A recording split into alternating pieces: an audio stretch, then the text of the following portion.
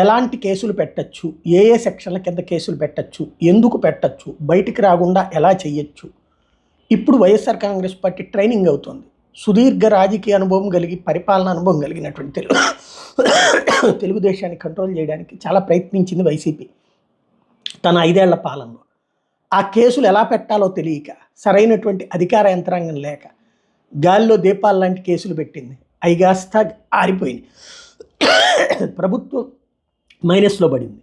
ప్రభుత్వం విధ్వంసక ప్రభుత్వం అనేటటువంటి పేరు పడి అదే ఇప్పుడు చూడండి, బయటికి కూడా రారు. రోజులు కాదు, వారాలు కాదు, నెలల తరబడి జైళ్లలోనే ఉంటారు.